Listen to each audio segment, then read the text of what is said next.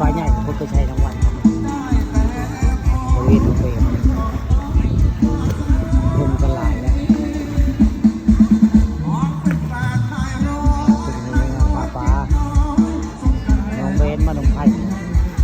ใกล้กันน้ำมันเจ้านี่ข้าพาชมพาไปเบิ่งพามาชมเรื่องจริงผ่านจอเนาะตึงเซมองกับเจ้าฝากกันแดดฮ้อนเลยมื้อนี้เจ้าตึกเฮมตึกจะดุ้งมื้อนี้ฮ้อนแดดได้มื้อนี้บริเวณหนองไปฝากฮ้อนเลยโอ้ยหนาวแล้วมื้อนี้ตึกเฮมมื้อนี้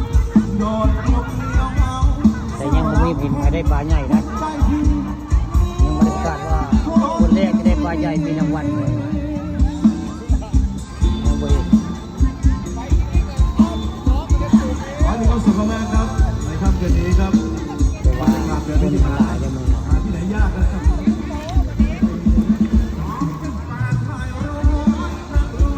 คนฉันหลายแต่คนกระเป๋า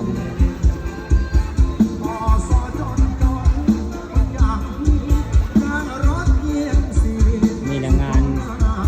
ตึกเฮเซมงบ้านน้องไผ่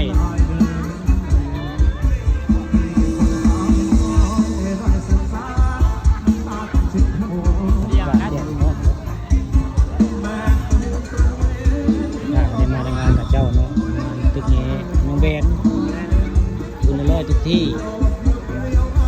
การมันก็ประกาศว่ามันจะได้ปลาใหญ่ในมารางวัลในรางวัล3รางวัล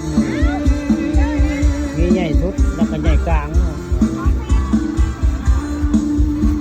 ยังบ่เห็นนะตัวนี้